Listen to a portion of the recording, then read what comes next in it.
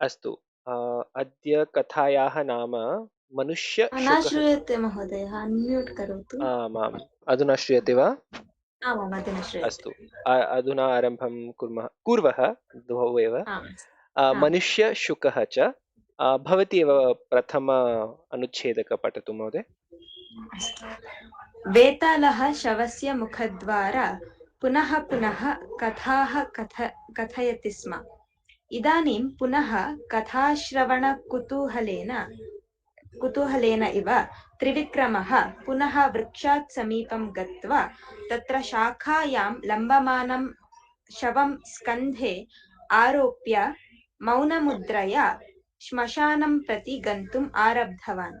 भो महाराज, अस्मिन् मध्यरात्रसमये मां वहन् भयङ्करं श्मशानं प्रति भवान् गच्छति किल?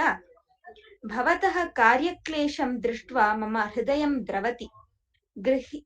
गृहीतं कार्यं साधनीयम् इति भवतः आग्रहः श्लाघनीयः एव, किन्तु एतत् सर्वं स्वार्थसाधनाय वा परार्थं वा इति सन्देहः मां बाधते। यदि भवत्सदृश्यस्य कठोरदीक्षितस्य कस्यचित् कृते एव एषः श्रमः गृहीतः अस्ति तर्हि भवता अतीव जागरूकेण भवितव्यम्। यदा कदाचित् ये साहाय्यं स्वीकुर्वन्ति ते सम्माननस्य स्थाने अपमानम् अपि कुर्वन्ति। अस्य उदाहरणरूपेण मानवसदृशस्य शुकस्य कथां वदामि। कथाश्रवणेन भवतः गमनक्लेशः न्यूनं भवेत् इति कथां वक्तुम् आरब्धवान्। अस्तु। अवगतं खलु? अवगतम्।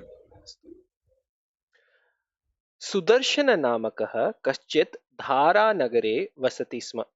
नगरस्य नाम अस्ति। तस्य पत्नी सुन्दरी विनयशीला। ओ, नमस्ते महोदय। अधुना एव आरम्भं कृतवन्तः वयं।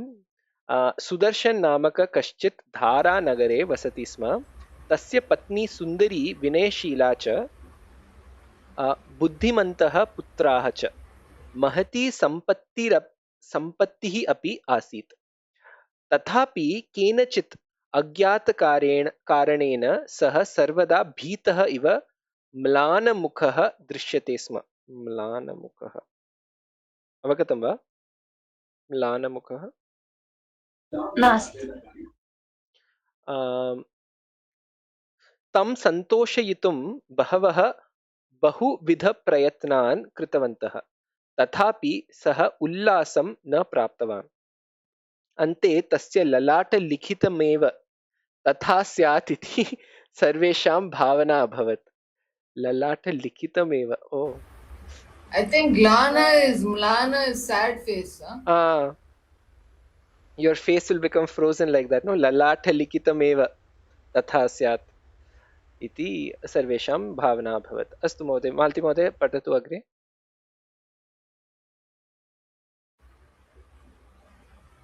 एवं सति एकदा एकं पञ्जर गृहीत्वा कश्चित् मनुष्य सुदर्शनस्य समीपम् आगतवान्। एवं सति एकदा, what is sati?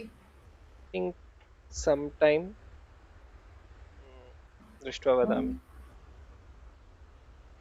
Panjara is nest, Panjara is a cage. cage. गृहीत्वा अग्रे पठतु महोदय, अहं वदामि। So sati, whatever it is, ekam panjara गृहीत्वा कश्चित् मनुष्य सुदर्शनस्य समीपम् आगतवान्. So one man was holding a cage and he came close to Sudarshana. Panjare मनोहरः एकः शुकः आसीत्. मनोहर I On think parrot was there, but what is Manohara? Manohara is like lively, happy. Happy, okay. एक number. सः मनुष्य सुदर्शनं प्रति उक्तवान् स्वामिन् भवतः विषयं श्रुत्वा आगतवान् अस्मि. So listening to you I have come. एषः अपूर्वः वाक्चतुरः शुकः. So he is very intelligent, he can talk. मनोहर इत्युक्ते pleasing, beautiful, lovely, Okay, captivating, charming, delightful. okay, all good qualities.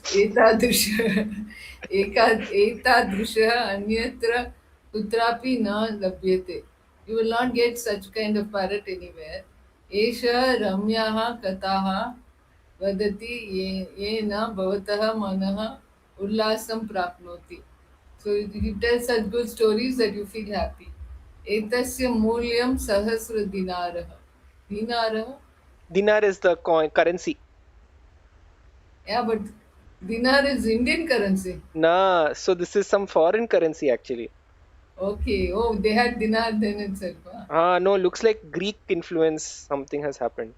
Okay. So Kushan then, period. Kushan period they were using dinar apparently. So 1,000 dinar. Oh God, 1,000 dinar yes. And Sudarshanah. Sati ityukte evam sati ekada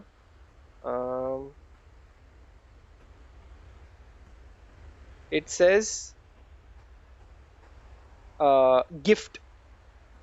Oh. No, this is not gift, no? Gift giving. Okay. Doesn't fit there. I no? know. अहं पुनः दृष्ट्वा वदामि. Maybe it's some typo. No. Evam sati, I think I've heard. Or so evam sati ekada means as it was like some one day something happened, something like that, no? I'll try again. पुनः प्रयासं करोमि. अभवत् वा महोदय? सुदर्शनः शुकम् अवलोकितवान्. So Sudarshana Avalokitavan means saw or observed. Understand, no? Avalokan. It can also be observed. Avalokan means understand, I thought usually. No? Also, Sudarshan understood his talk, is it? Shukam Avalok. No. Avagamanam is understood. Avalokitavan is to see only, my understanding. तस्य मनोहराणि वचनानि श्रुत्वा किंचित संतोषस्य अनुभवः जातः. So listening to him, he was happy. Little by little, he started getting happier. विक्रियकस्य वचने कापि अतिशयोक्तिः नास्ति इति जातम्. Evam sati ityukte in that case. In that case, ekada, even that's not making sense. No, it's like as suddenly, like, was going on normally, then suddenly one day, I think it's something like that. Evam sati.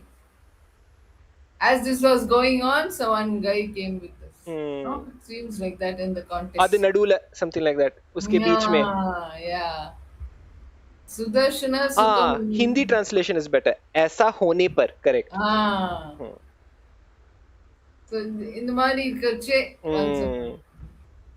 Sudarshana, where was I?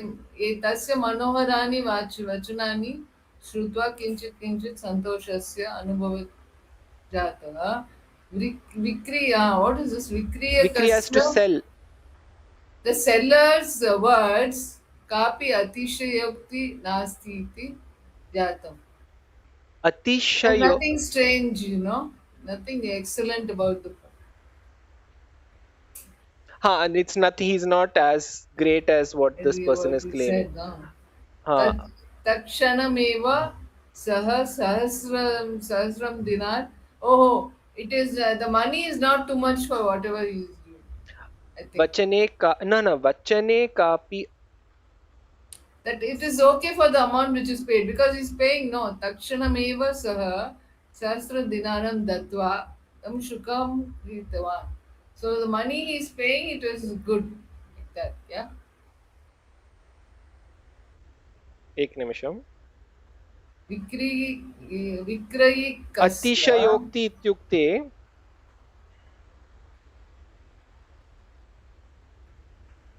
It's not too much for the money he's paying. Money he's paying is not too much. exaggeration. For, So it's not an exaggeration. So basically he's convinced that Happy. the parrot is good. So he paid immediately. He paid the sahasra dinar.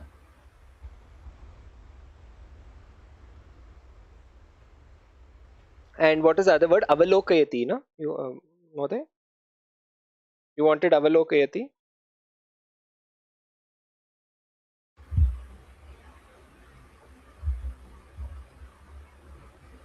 Avalokayati eva khalu? Avalokitavan. Avalokitavan, past tense.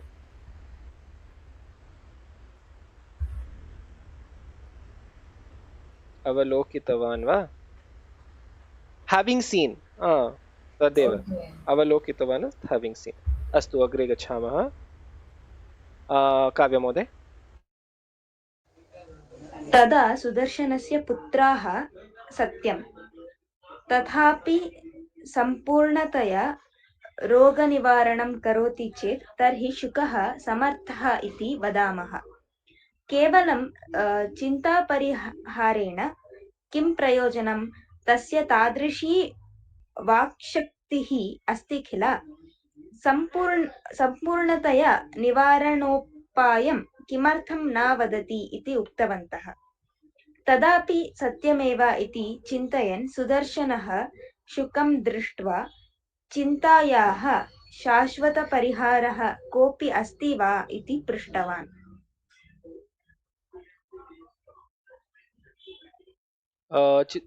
शङ्का अस्ति वा कोऽपि? शाश्वती परिहार इत्युक्ते किम्? Permanent solution. It starts with tada sudarshanasya putraha satyam. What is this? तत् किम् अस्ति अहमपि न अवगतवती. Some missing para is it? Again, पुनः मालती महोदय. Why did the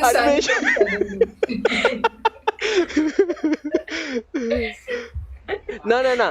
Oh, that double quote problem महोदय. तदा सुदर्शनस्य पुत्राः वदति सत्यम्. Oh, अस्तु. But where's the putra? He's got a son, is it? किन्तु पुत्राः किमर्थं? बहुजनाः सन्ति.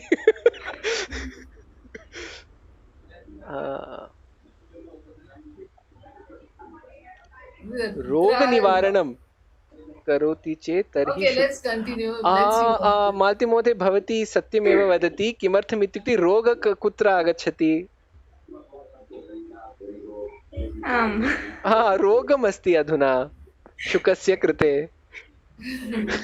रोगनिवारणं करोति चेत्. We have to write the balance story. अस्तु. So the putra कथायां छेदाः सन्ति. वयमेव आरोपणीयम्. That was easy. Only on marriage one line was there. This is too much. अत्रापि अहं चिन्तयामि एक अनुच्छेदक एव. न अत्रापि प्रायशः एक अनुच्छेदक एव नास्ति इति चिन्तयामि. अस्तु अग्रे गच्छामः वा. शाश्वतपरिहारः इस् पर्मनेंट सोल्यूशन वा? आम्. अस्तु अहं पठामि. Let's translate that para. No need. अस्तु. काव्य महोदय. आम्. तदा सुदर्शनस्य पुत्राः सत्यं सुदर्शना's पुत्राः चिल्ड्रन् वा पुत्राः they say satyam तथापि This is हा, तथा तथापि सम्पूर्णतया रोगनिवारणं करोति चेत् तर्हि शुकः समर्थः इति वदामः. So if the parrot we are saying vadamah. So basically the children are saying true, something happened, we don't know what that is. Even then sampurnataya roga nivaranam karuchit shukah samartah. I think they gave some temporary solution in the previous para which is missing. नास्ति प्रायशः शुक knows the solution for some roga. Ha. शुकः समर्थः is eligible, right?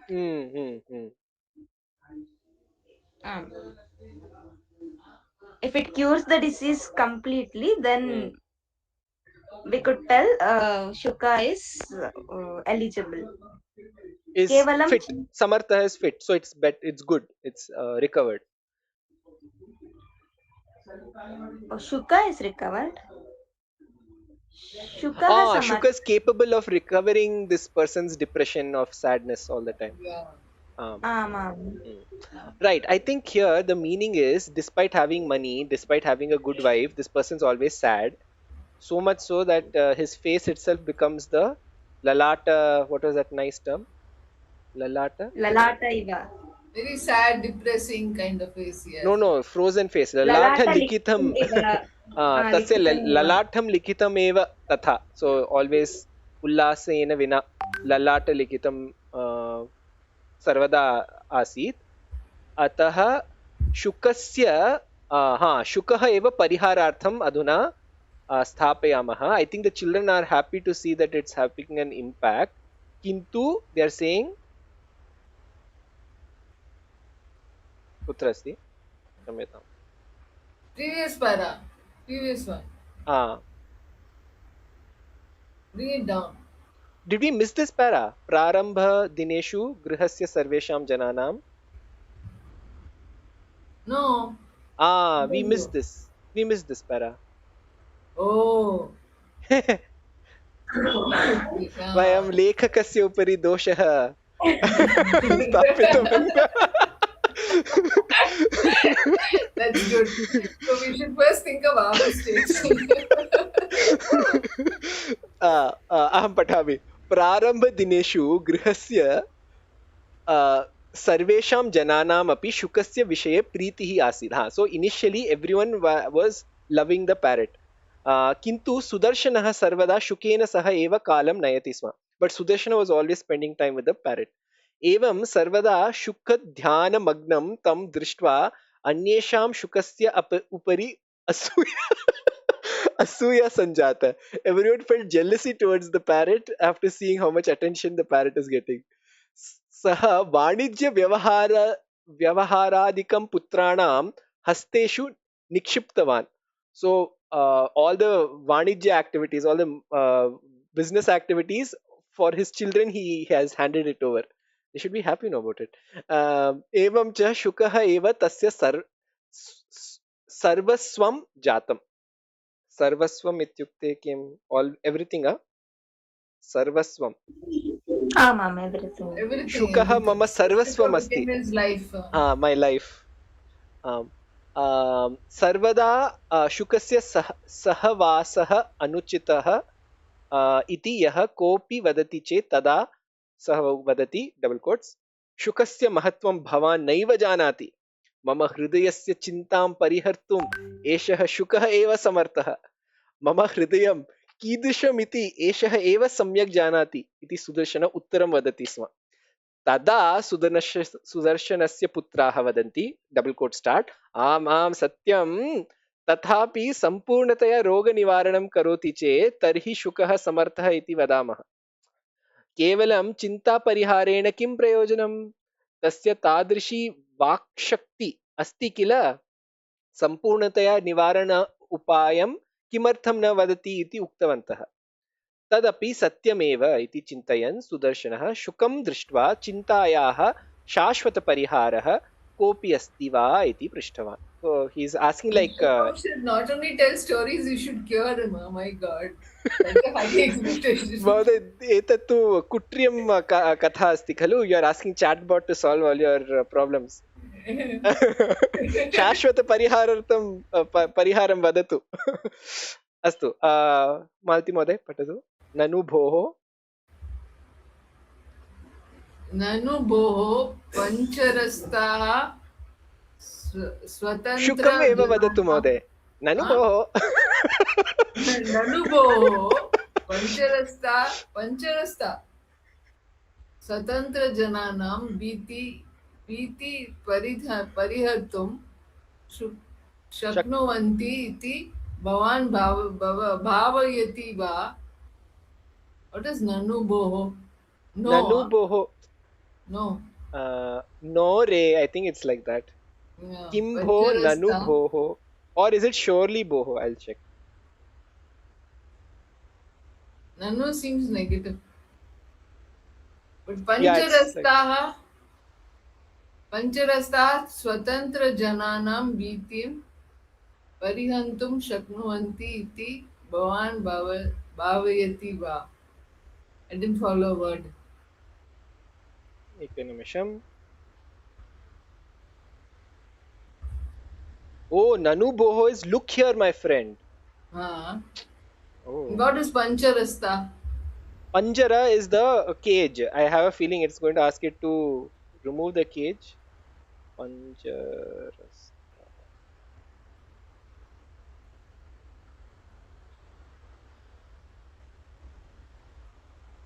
Pancharastah Swatantra Jananam Bhitim Parihartum Shak.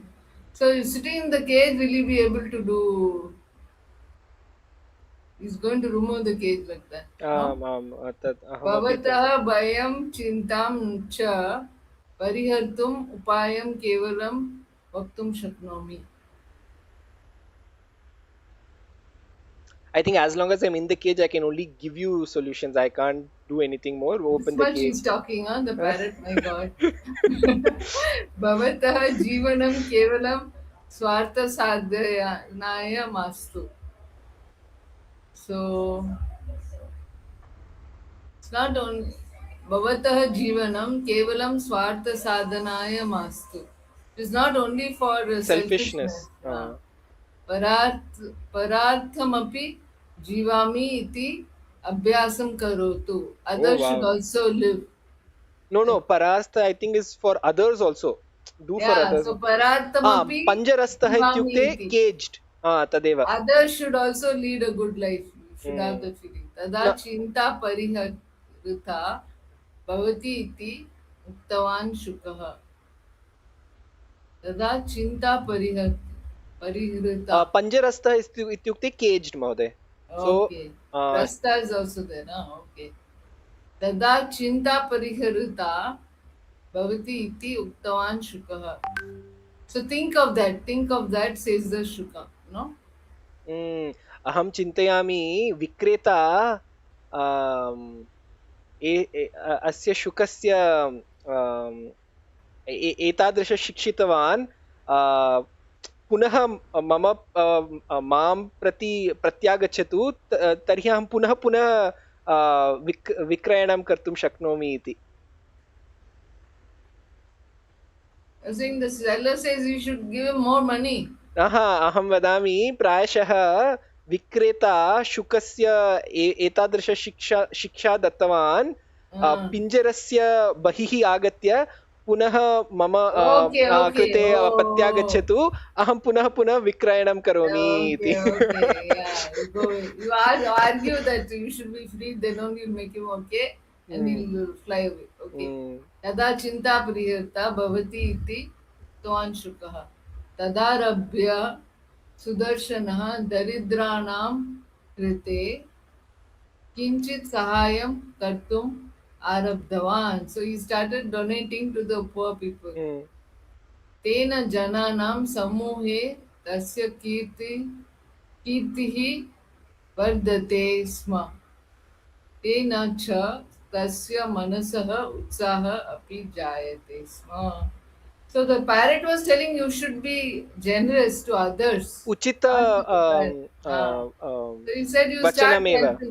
Don't think only of yourself, start helping everyone. Moment he started helping, he started becoming happier. काव्य महोदय सः पूर्ववत् सर्वदा Shukkeien सह कालक्षेपं त्यक्त्वा वाणिज्यव्यवहारादिकम् अपि द्रष्टुम् आरब्धवान्। एतस्मिन् विषये गृहस्य जनानां सन्तोषः जातः, किन्तु जनकस्य परिमितिरहिता धर्मादिकं दृष्ट्वा पुत्राः असन्तुष्टाः जाताः। एकदा ते सुदर्शनं प्रति, ताता, लोके शुकः मनुष्यवत् उपदिशति इत्येव नूनं कृत्रिमम् इत्युक्ते कर्त्रिमं नूनं कृत्रिमं कर्त्री is karta related to karta, maybe I'll check.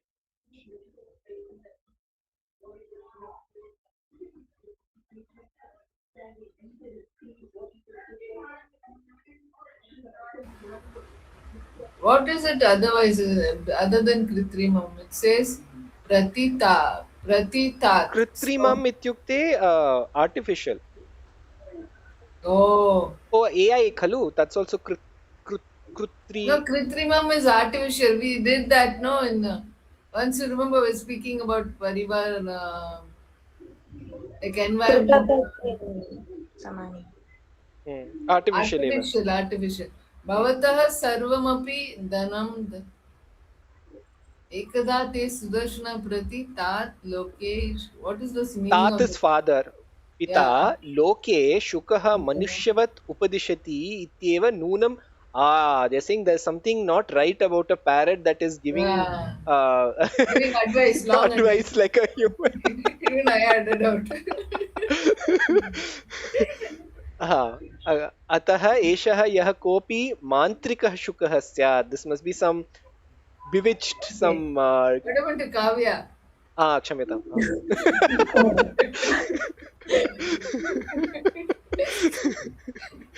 पठतु महोदय. भवतः सर्वमपि धनं दानरूपेण वितरणं कारयितुं यः कोऽपि शत्रुः एतं शुकं भवतः समीपे प्रेषितवान् इति भासते. गृहात् एतस्य निष्कासनमेव क्षेमकरम् इति उक्तवन्तः. So they said They're that saying give it away. Yeah. एतत् श्रुत्वा सुदर्शनः शुकं पृष्टवान्, हे शुक, एकः सन्देहः मां बाधते. Oh, that's a nice phrase. एकः सन्देहः मां बाधते. साधारणतया पक्षिणाम् उपदेशनशक्तिः न भवति, किन्तु भवान् कथम् एतादृशीम् उपदेशनशक्तिं प्राप्तवान्? भवत्सदृशः पक्षी अन्यत्र कुत्रापि अस्ति वा इति. एकदा विक्रम अर्क नामकः Vikramarka.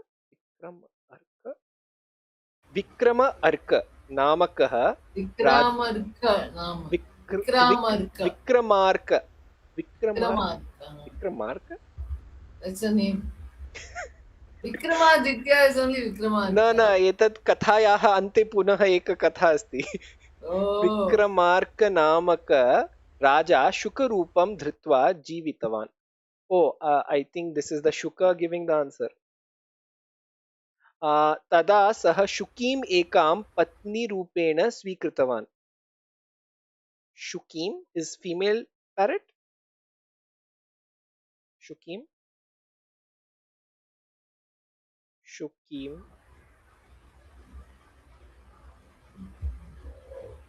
Yeah, must be Patni Rupena, no, so it must be a lady only. Shukah Shukim. Shukim स्त्री शुकः Shukim. Shuki. शुकीम् एकां पत्नीरूपेण स्वीकृतवान्। मम पूर्वजाः तयोः शुक दम्पत्योः पुत्राः आहाहा मम बन्धुजनाः सर्वे हिमालयस्य समीपे एव वसन्ति। ओ अर्थात् एतत् सर्वं शुकस्य वचनः एव। मम बन्धजनाः सर्वे हिमालयस्य समीपे एव वसन्ति। केवलम् अहमेकः एव चापल्यतः अत्र आगतवान् इति शुकः उक्तवान्। Oh, so he was like curiosity. Chapalam means this, no? No, I think chapalam is Shabalam means like I think out of curiosity. or betrayal also. I'll just check. No, just that curiosity about what is there. So he's come here, the Shuka.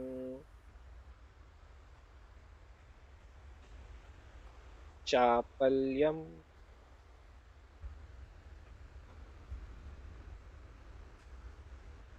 Tapalyam abhavat. Shabalam we say no in Tamil. I think that Fickleness. is-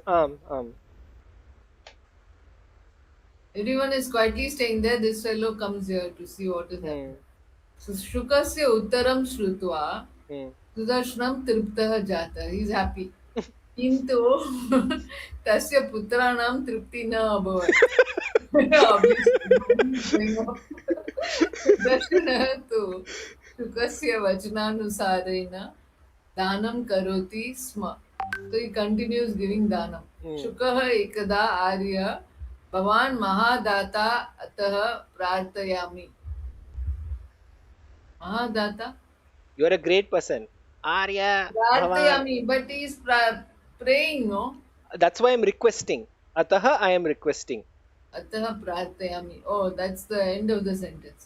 मह्यं स्वातन्त्र्यं ददाति वा इति पृष्टवान्. We thought this two paras before. हे शुक अन्यत् यत् किमपि पृच्छतु ददामि. किन्तु स्वातन्त्र्यं दत्वा भवता विना अहं जीवितुं न शक्नोमि इति सुदर्शन दृढतया उक्तवान्. At least this he was firm. अनन्तरम् अपि अनेकवारं शुकः स्वातन्त्र्यं ददातु इति पृष्टवान्. स्वातन्त्र्यं ददातु. स्वातन्त्र्यं ददातु. Sudarshana was good in one way. Kavya महोदय. एकदा सुदर्शनः कार्यान्तरे मग्नः पञ्जरस्य द्वारं पिधातुं विस्मृतवान्. किन्तु शुकः उड्डीय न गतवान्. एतद् दृष्ट्वा सुदर्शनः आश्चर्येण शुकं पृष्टवान्, भवान् स्वातन्त्र्यम् इच्छति? इदानीं पञ्जरस्य द्वारम् उद्घाटितम् एव आसीत्. किमर्थम् उड्डीय न गतवान्? अहं कस्मिन् वशे जातः इति पूर्वमेव उक्तवान्. अहं दुष्टकार्यं कर्तुं न शक्नोमि. भवान् शुकः वदति. ओ अस्तु, दुष्टकार्यं कर्तुं न शक्नोमि. भवान् It's not possible for him to be cruel, oh my god. See, it's behaving just like AI mode.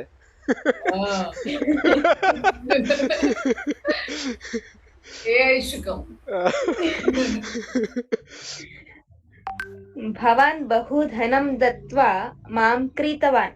अतः मम उपरि सर्वविधाः अधिकाराः सन्ति.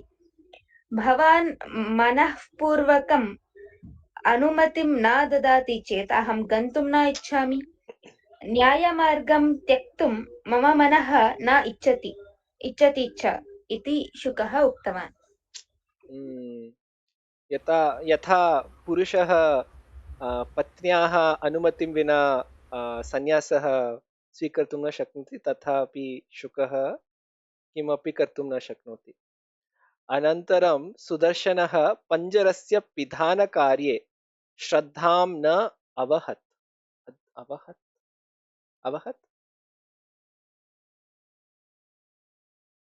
अवहत्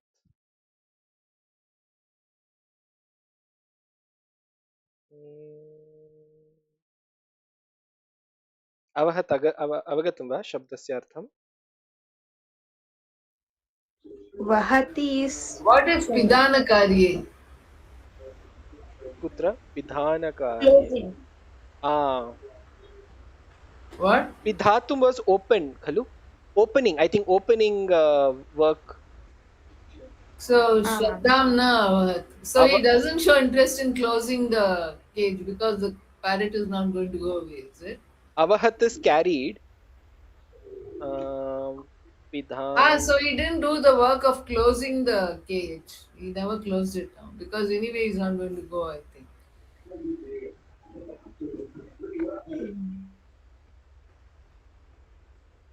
तर्हि मार्जालम् आगच्छति वा?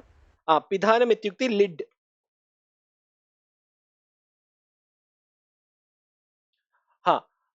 अनन्त कः पठति? अहमेव खलु? अनन्तरं सुदर्शनः पञ्जरस्य पिधानकार्ये श्रद्धां न अवहत्. So he never carried out the closing of the lid. एकदा शुकः, भोः श्रीमन् भवान् द्वारपिधानविषये अश्रद्धां मा करोतु. पुनः पुनः अवकाशः लभ्यते चेत् मम मनः दुर्बलं भवति. एतादृशदोषेण एव साधुजनाः अपि दुष्टाः भवन्ति. So if you keep tempting, even a good person can become a bad person, is what the Shuka is saying. My God, AI only. अहमपि कदाचित् उड्डयनं करोमि चेत् नास्ति आश्चर्यम् इति उक्तवान् शुकः. सुदर्शनः संशयेन शुकं दृष्ट्वा महावंशीयस्य भवतः निर्गमनबुद्धिः कथं जायते इति पृष्टवान्. तदा शुकः, आर्य, अनेके जनाः दोषं कर्तुं नैव इच्छन्ति, किन्तु वातावरणेन लुब्धाः भवन्ति. यद्यपि अहं विक्रमार्कवंशीय अस्मि, तथापि विक्रमार्कसदृशं धीरत्वं मम नास्ति. कृपया मां लुब्धं मा करोतु. लुब्धम् इत्युक्ते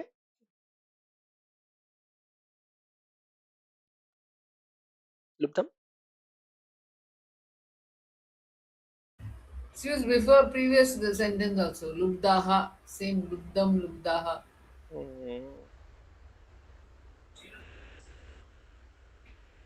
Influence, I think. Kintu vatavaranena lubdaha bhavanti. The influence by the atmosphere. Greedy, लोभस्य शब्द. Oh. Okay, don't make me okay. Greedy. Greedy. किन्तु वातावरणेन लुब्धाः भवन्ति. यद्यपि अहं विक्रमार्कवंशीय अस्मि, तथापि विक्रमार्कसदृशं धीरत्वं मम नास्ति. कृपया मां लुब्धं मा करोतु. द्वारपिधानविषये जागरूकता अस्तु इति उक्तवान्. मालती महोदय. एतत् सर्वं सुदर्शनः पत्नीपुत्रान् प्रति निवेदितवान्. एषः अपायकारी शुकः, अनेन भवतः अस्माकं कुटुम्बस्य च यत्किमपि अहितं मीन्स् अहितम् अवश्यं भवति इति ते उक्तवन्तः. किं महोदय शब्दस्य अहितं कुत्र अस्ति? भवतः अस्माकं कुटुम्बस्य च यत्किमपि अहितम् अवश्यं भवति. अहितं, हितम् is for your benefit, ahitam is not benefit. Okay. So what is saying? Etat sarva sudarshana patni putran prati niveditavan. So this Sudarshana told to his wife and his children. Esha apayakari shukaha anena bhavatah asmakam kutumbasya cha yatkimapi ahitam avashyam bhavati iti te uktavantah. They are again speaking against. Apayakari is harmful. Okay. काकतालीय रूपेण पञ्च पञ्चषडिनेषु सुदर्शन केनचित् रोगेण पीडितः अभवत्. I didn't understand. Kakataliya Rupena. What is Kakatali? Panchashadineshu 5. Sha Panchasha is 5. About 5 days. एकनिमिषं. काकतालीय इत्युक्ते coincidence खलु? आम्, कोइन्सिडेन्स्. सम्यक्. Kakataliya Rupena. Couldn't even guess.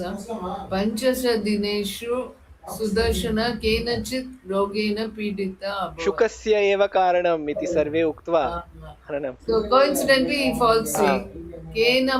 केनापि औषधेन रोगिनिवारणं न अभवत्. So they are not able to cure his ailment.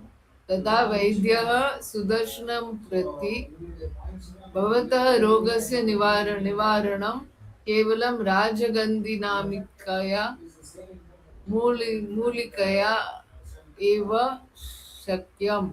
So it is possible only with the herb called Rajagandhi. किन्तु एतस्मिन् राज्ये सा मूलिका न लभ्यते इति उक्तवान्. It's not available here. It's available where? शुकस्य अन्ते. No, Himalayas. वैद्यस्य वचनं श्रुत्वा शुकं स्वातन्त्र्यं ददामि इति आश्वासनं दत्तं चेत् अहं राजगन्धिकमूलिकाम् आनयामि इति उक्तवान्. Says if you will free me, I'll go and get it. काव्य महोदय. हा हन्त रोगपीडितस्य मम समीपे भवान् न भवति चेत् कथम् अहं जीवामि इति सुदर्शनः भयेन उक्तवान्. एतस्य कारणात् एव यजमानः रोगग्रस्तः जातः इति वदन्तः पत्नी पुत्राः च पञ्जरात् मुक्तं कृतवन्तः. किन्तु शुकः सुदर्शनाय द्रोहं न कृतवान्. परद्युः एव सः राजगन्धिमूलिकां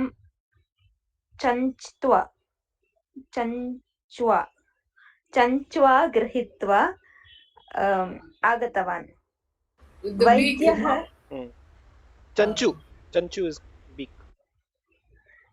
वैद्यः तथा मूलिकया औषधं कृत्वा चिकित्सा कृतवान्. यदा सुदर्शनः सम्पूर्णतया रोगविमुक्तः जातः तदा सः शुकं दृष्ट्वा भवतः सहायेन अहं पुनः जीवनं प्राप्तवान्. अतः भवान् इतः निर्गच्छति चेत् अहं विरोधं कर्तुं न शक्नोमि. किन्तु भवान् अत्रैव तिष्ठति चेत् मम महान् सन्तोषः भवति इति उक्तवान्. तदा शुकः बहुकालानन्तरं मम बहुजनान् दृष्ट्वा आगतवान्. आगमनसमये पुनः शीघ्रमेव प्रत्यागच्छामि इति उक्त्वा अपि आगतवान्. भवान् मम कृते बहुधनस्य व्ययं कृतवान्. मम कृते because of me you spent a lot of money. प्रत्युपकाररूपेण अहं भवतः प्राणान् रक्षितवान्. as a response or in response to the reciprocity, I saved your life. अतः इदानीं भवता मम स्वातन्त्र्यस्य विरोधः न कर्तव्यः इति उक्त्वा पञ्जरतः बहिः उड्डीय निर्गतवान्. So now I don't have any debt with you. You can't stop me. गच्छति काले सुदर्शनः सुखेन जीवति स्म. एवं हि सति कतिपयादिनानन्तरं. So again that sati here is in bit sudden, like उसके बीच में after many days कतिपयादिनानन्तरं सः शुकः पुनः सुदर्शनस्य समीपम् आगत्य उक्तवान् भवतः गृहस्य जीवनमेव मह्यम् अतीव रोचते. I like your house only. मम बन्धुजनैः सह स्थातुं मम मनः न प्रवर्तते. So it's become a tame now. Can't live anywhere. You know why? Because Uh, no one is listening to him. Like, must be.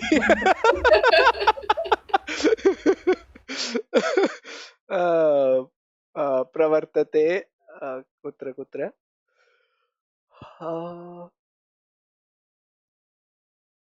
अतः भवता सह अत्र एव स्थातुम् आगतवान् इति याचितवान्.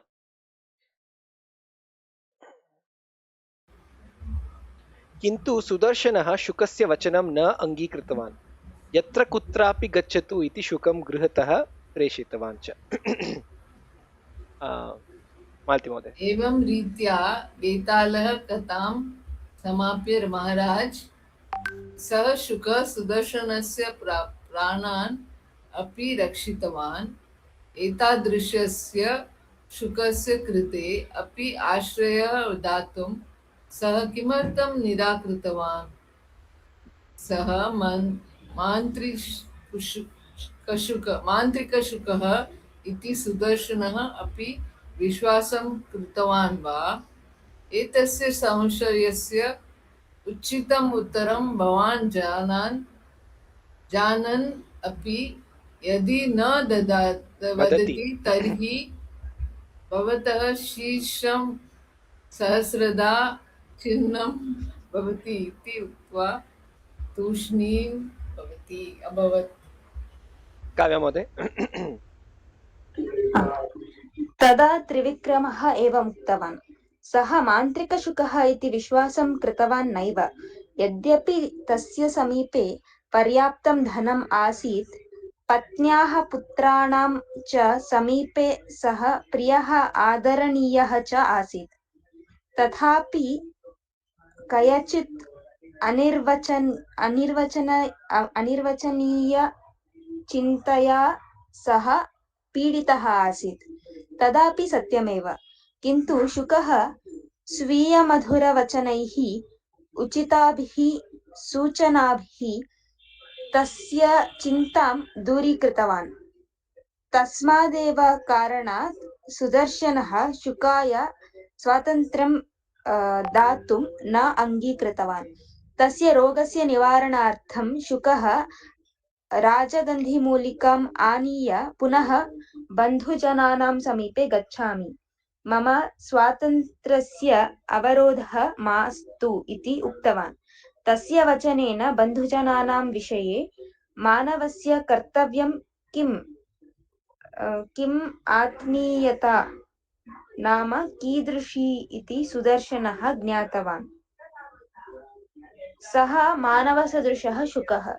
अनेके जनाः स्वशक्त्या साधयितुम् असमर्थाः अन्यान् आश्रित्य आत्मीयन् सर्वान् विस्मरन्ति. तथा एषः चतुरः शुकः आत्मीयान् प्रति कर्तव्यप्रज्ञां विस्मृत्य सुदर्शनस्य समीपे सुखजीवनम् अपेक्षितवान्. आत्मीय इत्युक्ते टु योर् कुला. अस्तु. सुदर्शनस्य गृहे आहारार्थं क्लेशः नास्ति. शुकस्य एतत् दौर्बल्यं निवारयितुम् एव सुदर्शनः स्वगृहे आश्रयं दातुं निराकृतवान् इति.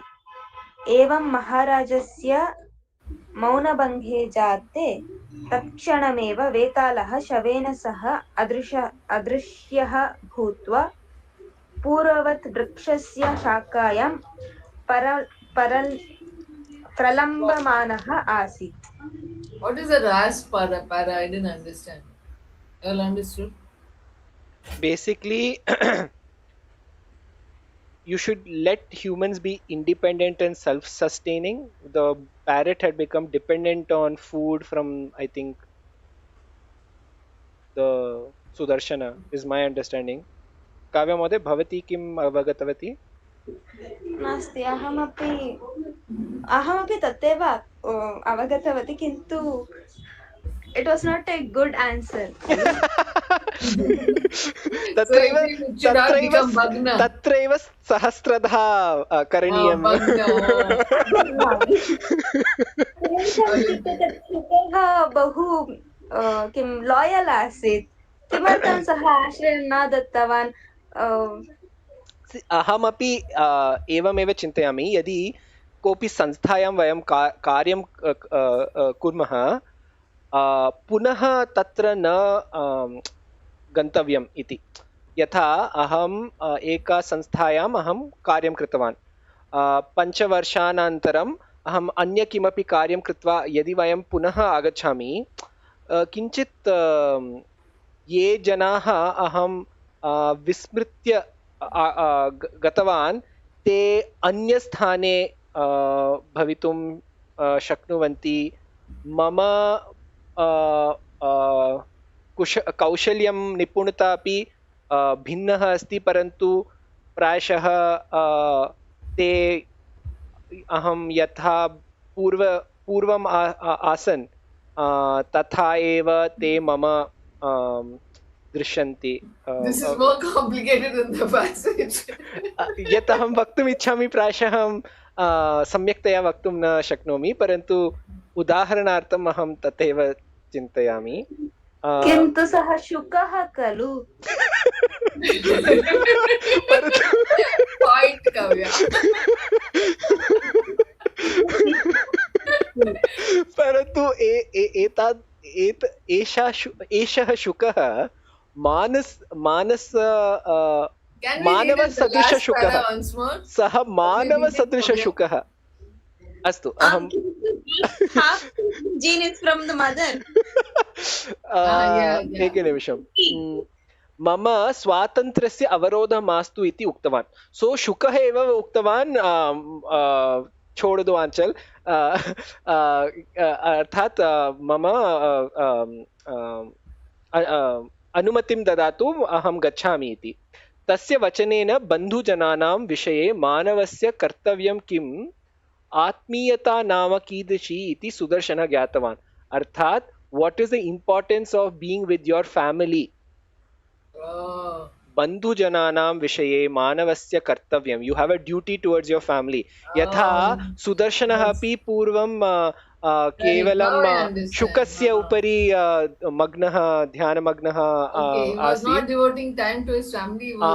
परन्तु तदनन्तरं सः कर्तुं समर्थः अभवत् खलु।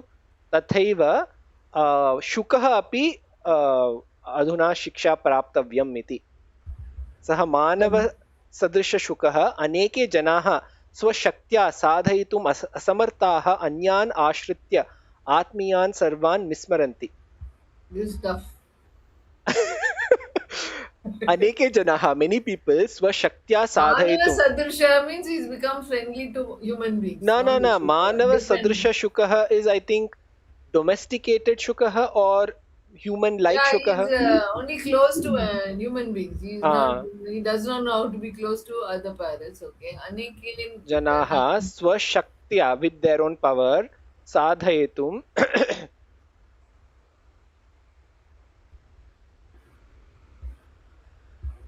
so while some doing people, many people, no sadhitum asamartya, they are not capable of using their own talent, no, swashaktya, or their capabilities. Aneke janaha, many people, swashaktyaha, the many people unable to accomplish their own strength. They are not able to use the capacity to the full, right? Arthah ashritya atma. Many people unable to accomplish in their own strength rely on others and forget all about their loved ones. So they depend on others. They depend on others and forget about their atmiya, their own kula, their own kutumba. Tatha eshah chaturah shukah atmiyan prati kartavya pragyam vismritya sudarshanasya samiphe sukha jeevanam apekshitavan. So he's doing the right thing now. He's he's saying, don't take the easy life of living with me where I'll keep feeding you. You have a kartavya towards your own your own shukas. So don't come to me. So just as you helped me, I'm helping you now. Don't become weak. This Sudha- much is Vikramaditya understood, oh my god. सुदर्शनस्य गृहे आहारार्थं क्लेशः नास्ति. See, that's what. So don't succumb to the easy life of getting food. You have a duty towards your own people in Himalayas. Because एतत् दौर्बल्यं निवारयितुम् एव सुदर्शनं स्वगृहे आश्रयम्. So By he was refusing- helping him out. Hmm. After the Shuka went only, he knew how he should lead life. Now he's So telling in a the way, Shuka. this is actually about toxic dependency. So they were both dependent on each other in bad ways. So he was dependent on the Shuka for advice for his happiness, but the Shuka helped him learn that no, he has to. It is up to him how he interacts. He can get happiness by giving to others. So he helped the Shuka. Shuka helped him.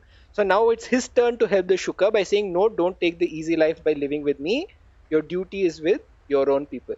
Very, very, very, very pertinent to these times where people have dogs and cats and spend their whole time with it. Right?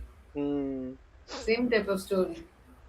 If They this don't video bother gets about- dislikes, Mahoday, I know it's because you offended dog lovers and cat lovers. No, but they get disproportionate time, right? Even I like dogs, but then become too much, too close. That's what I've seen. अस्तु अत्रैव स्थापयामः. Okay. Nice story. अग्रिमशनिवासरे पुनर्मिलामः. एतत् अन्तिमविक्रमादित्यकथा अस्ति अस्मिन् जालपुटे. अतः अग्रिमशनिवासरे अन्य चन्दामामा कथा स्वीकुर्मः. तदनन्तरं पञ्चतन्त्रकथा वयम् आरम्भं कुर्मः. Okay. तत्र एकः कथकर नाम इनिशियेटिव् अस्ति. तत् उपयुज्य किञ्चित् वयं टेस्टिङ्ग् पैलट् टेस्ट् कुर्मः. Or should we go for advanced drama no? तदपि कर्तुं शक्यते महोदय. अहं केचन नाटकानि अपि स्वीकृतवान्. Have we finished 25 stories in this Vikramaditya? 25 न महोदय. अत्र तु केवल 10 कथाः एव सन्ति. So that original guy, Saumadeva, someone he wrote 25. परन्तु चन्दामामा तत्र केवल प्रायशः 10 कथाः एव स्थापितवन्तः. Can we go to the original? मम कृते नास्ति महोदय. यदि भवत्याः कृते अस्ति चेत् कृपया प्रेषयतु. वयं कर्तुं शक्नुमः. परन्तु एक विषयम् अस्ति महोदय. अहं चिन्तयामि अत्र सरलसंस्कृतेन कथा स्थापितम् अस्ति. तत्र प्रायशः कठिनम् अस्ति. एकवारं दृष्ट्वा चर्चा कुर्मः. यदि भवत्याः कृते अस्ति चेत् स्थापयतु महोदय. गणे स्थापयतु. With this Shuka only I'm suffering. What will अस्तु अग्रिमशनिवासरे पुनर्मिलामः. शुभरात्रि. धन्यवादः. शुभरात्रि.